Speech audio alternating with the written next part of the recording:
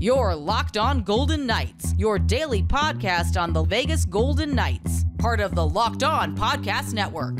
Your team every day.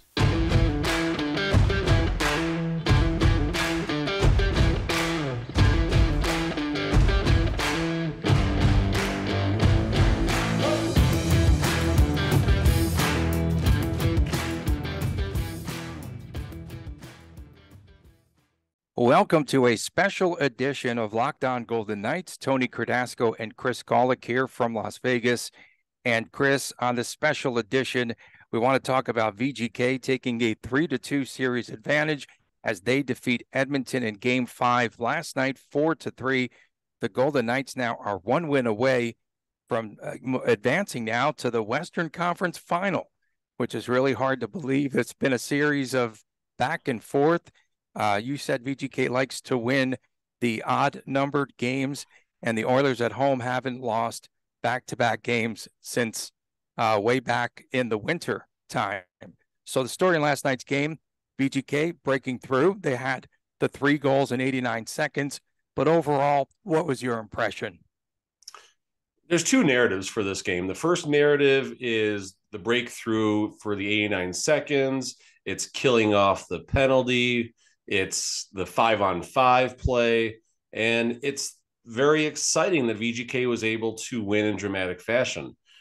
I'm in the minority here, folks. I don't think VGK deserved to win that game, and the narrative that I took from this game is that VGK took 3 very poor penalties, starting by, let's go back to Pietrangelo. This is about leadership. This is about leadership from our longest term of veterans who have been here before. Now the carryover. Riley Smith takes a hook early in the game. His stick got held a little bit fine, whatever. Riley Smith put himself in a vulnerable position, and then all of a sudden, boom, Edmonton's on the board. Great. Keegan Kolesar. We'll hit probably more on that later, but point being is there's no reason for Kolesar when there's 20 seconds left to put himself in that position, but he did. And then Jack Eichel's penalty at the end of the game, which gave Edmonton another power play. He just forearmed, I forgot who it was. Desharnais. You can't do that. Yeah, you cannot do that. So on the plus side now, this is not all about ranting against VGK. On the plus side, if VGK can put together a poised 60-minute effort, they will not just win Sunday evening against the Oilers, they will blow them out. Sunday night, we might add, finally, the NHL. This is why they're the number 4 league, okay? What the Sunday? They finally released the start time, 10 o'clock Eastern again, and they did have another slot available for the Florida-Toronto game, which I don't get it all. So they could have moved this up to a normal average time, afternoon time. Folks could have really enjoyed the game. And so VGK now will try to close out the Edmonton Oilers on the road. Jack Eichel, you mentioned him and that silly penalty, but he again has become the team leader in the postseason. When you look at the statistics of Eichel, he now has 13 points in the playoffs. So he's played very well, and he's become that leader and that go-to guy. But yeah, he definitely cannot take that penalty. And for the VGK, it was a game, and you drew a lot of the ire of the fans because you said that they didn't deserve to win. People don't understand as a fan. I'm watching my Knicks too last night, and the Knicks did not deserve to win. So I'm like, let's get rid of all these bums, all this extra weight that we have, okay, and move on from there. So as a fan, yeah, you're entitled to do that. You're entitled to leave the game when you wanna. You're entitled to say this team does not deserve to win, and luckily they held on. What about the puck possession for VGK late in the game? Unbelievable. They played that 4 corners Dean Smith style. They played keep away. Me and Chris, we always start in our seats. Where we end up, you never know. We've made it down to the glass before. We've just, we just roam around once the game kind of gets going a little bit. And we were standing. So funny fact here, the first 2 VGK goals, me and Chris were actually outside on the terrace. He likes to walk outside. Now, that is the smoking area, folks. So before anyone ets me here, that's why we go out there during the game for a little bit when no one's out there smoking. So don't even hit me with that, please. But we like to go outside kind of because they show the game outside. We like to take everything in and all that. And the first goal happens, right? The first goal happens while we're outside. Okay, cool. We saw it at least, right? As we're crossing the bridge, walking back in, we hear the horn go again. Amazing. Awesome. And then we did a full lap of the arena. They went to commercial. And right as we basically found a spot directly behind the goal at the back of the seats, Nick Hague with the Hager bomb. So that was pretty cool, maximizing everything. But where I was ultimately going with all this is the fact that we saw that four corners. We had the panoramic view of the VGK on the far side of us, just watching that puck possession, and the crowd went absolutely nuts. I don't know if I posted the video after it happened, but they wore Edmonton down and took almost 2 precious minutes off the clock when you factor face-off time and everything else. So, when VGK keeps their poise, when they have their heads on straight, they're the better team this series. They really, really are. And they can just do it on Sunday late at night, apparently, because they don't want hockey on during the day for God knows what reason. This series can hopefully end on Sunday. A game 7 on Tuesday would be fun, but no, I don't want game 7. I'll tell you what, the NHL has absolutely blown it with scheduling, moving the Friday game to the Saturday, and now just keeping fans waiting until they finally find out late on Saturday morning what time the game will start on Sunday night. It's just pathetic. Coming up next, Chris, we'll talk more about Keegan Kolesar. Does he get suspended? Does he ride the pine? As VGK could A or B is fine. A or B is cool. As they could perhaps close out the Edmonton Oilers. Back with more after this on this special edition, this Saturday edition of Locked On Golden Knights, right after this.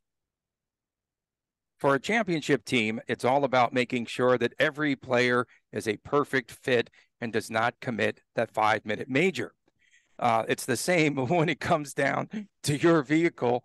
Again, every part needs to fit just right. So the next time that you need parts and accessories, head to eBay Motors with eBay Guaranteed.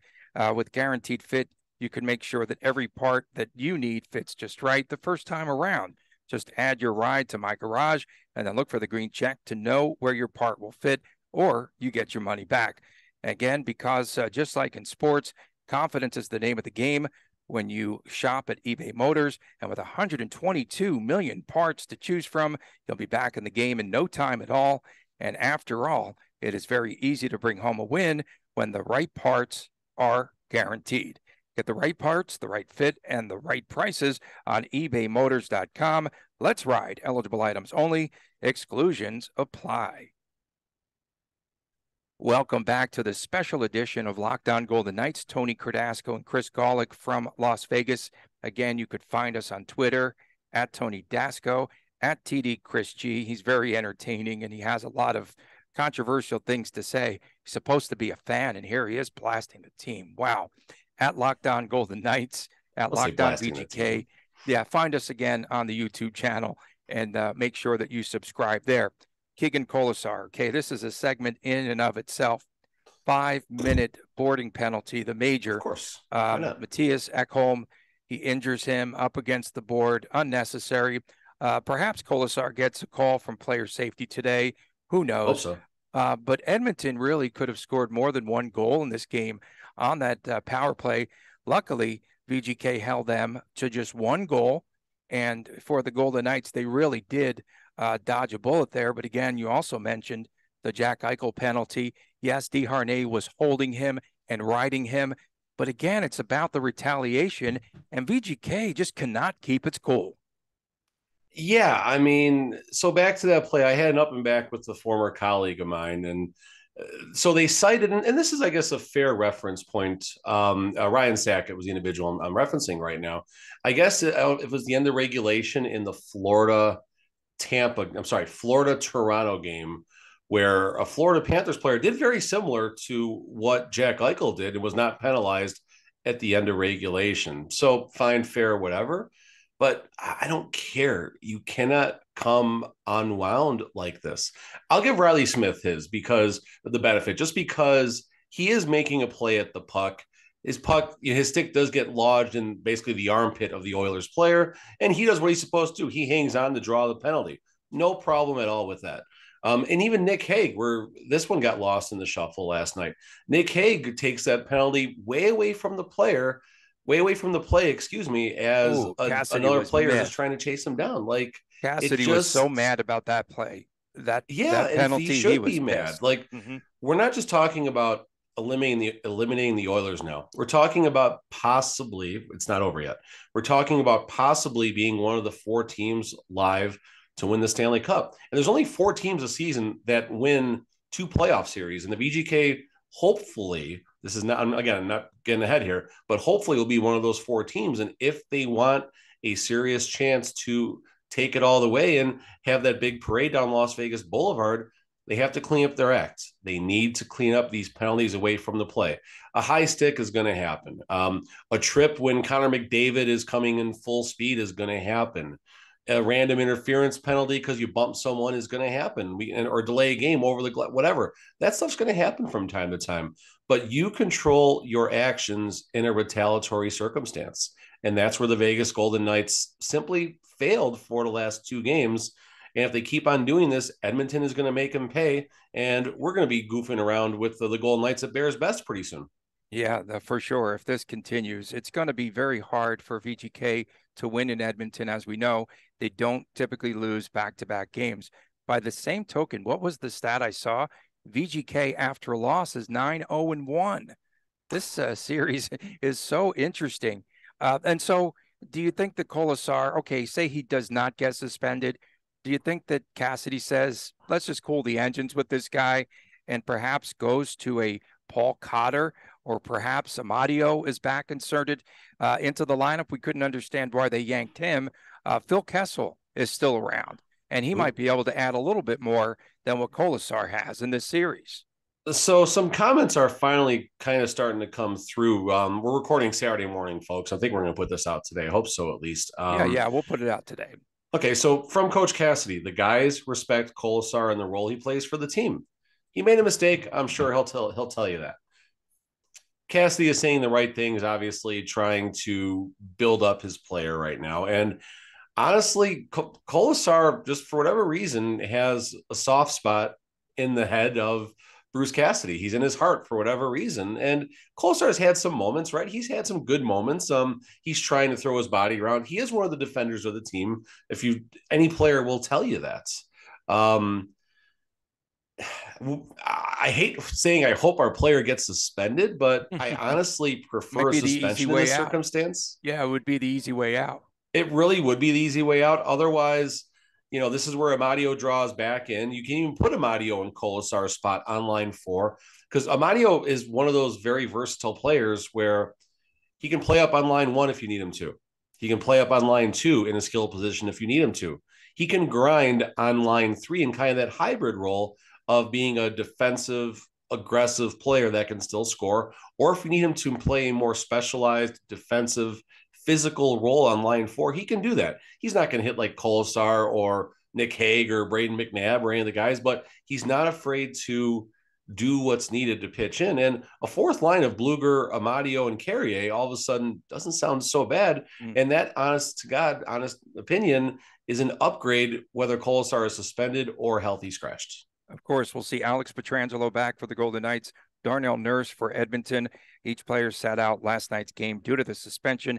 Of course, Ben Hutton filled in well, I thought, for Pietrangelo. Philip Broberg drew in for the Oilers. And a big key in the game coming up on Sunday night, can VGK keep Leon Draisaitl off the score sheet again? They've done it twice in this series, which is a remarkable job. And I think that, again, one of the keys would have to be if you could shut down one of the 2 superstars of the Oilers, that increases your chances to win. It's sure, but keep them off the bleepity bleeping power play, and we got nothing to worry about. I mean, that is a fair narrative at this point of the series. I think it's, was it 13-8 or 13-6, or it's a big disparity as far as the 5-on-5 play. And you're going to take penalties. Cassidy says 1 penalty a period, right? Okay, that's fair, I guess, to a degree. Let's keep it at that. And let's make those penalties worthwhile penalties where you're preventing a scoring chance, or just whatever it may be.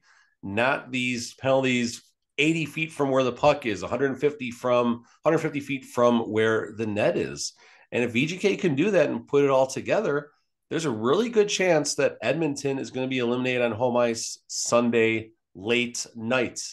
NHL, thank you very much. Late night, Sunday nights, the Golden Knights do got a shot to advance, hopefully. Yeah, and if Stuart Skinner's in net, I think they have a greater chance. He let up 4 goals and 22 shots before they brought in Campbell there. We're in his head. We're back in his head right now. Yeah, they stopped all 9 shots, but I think the Campbell should be the starter. I really do believe that. I've said that I've called for him there earlier in the series, and I think they have a greater chance to win. Skinner never saw that. Man, that Hague shot. We had a great view of that. We had a great view of that. Oh, my goodness. It took off like a rocket. A little sinker ball, but it was end over end. I mean, there's no way anyone could have stopped that. I believe. No, unless it hits you. Unless it just hits you square in the noggin. Aiden Hill stopped 32 of 35 shots. It took us this long to talk about Aiden Hill, Tony. What does that say? That's good. Well, it says there's a lot of other drama going on in the series. No, but for sure. Credit Aiden Hill. That's what I'm trying to say. Keep going. 32 of 35 shots. And he said afterwards that he feels very sharp and very confident. Is he gaining confidence in that? Oh, I definitely think so. You see it. You see the way he's playing the puck.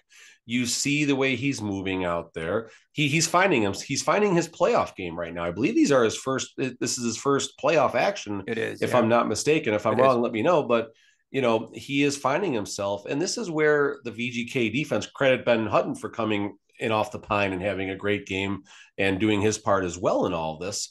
But this is where you need a goalie who is going to make the saves they're supposed to. They're going to steal a couple. He had a couple real nice saves down the stretch. One hit his glove, maybe not the greatest rebound, but he shut the door very fast on the rebound attempt. I don't know if it was McDavid or Draisaitl who was there, but point being is he is the man right now. We have a good turnkey style defense where as long as you got a goalie in there who, if they can steal the game, wonderful. But if they can just keep it clean, keep it simple, make their layups. I keep going back. I'm trying to think of something else to say. As long as they can just make their layups, they're going to be just fine in one of these last 2 games. Much prefer it to be Sunday night, though. I want 7. No, I want a 7-game series. I know you do, Tony. I was happy with Toronto. I got my doom and gloom. I got Toronto being eliminated on home ice, although maybe that's a story in itself with that puck under Bobrovsky's pad, but that's another story. We'll let Toronto debate that because they got some fluffers shows to do now. Shout out to Alec Martinez, who played very well, 5 block shots. Yeah. Brady McNabb had 4 blocks. And again, they played, I think, their best defensive effort. Responsible. I think, in the absence of Pietrangelo. So good team effort for VGK. Let's see what happens on Sunday. We'll take to Twitter with our predictions and our locks of the night. And then because a lot can happen between now and tomorrow. Yeah, I need to know if Kolesar is going to be in. Otherwise, I'll have to change my locks of the night. Okay. And again, we appreciate everyone, all of our everydayers for tuning in. And of course, I'd like to thank personally Little Chris for taking some of the heat off of me. And I like his move on the lever of the dunk tank, dunking that dude. That was awesome. That was good. That was pretty good. Again, for the latest, again, on the Golden Knights, again, tune in to Locked On Golden Knights each and every day. Thanks for making us your first listen. Find us on our YouTube channel, Locked On Golden Knights, and please subscribe there. For my man, Chris Golick, I'm Tony Cardasco.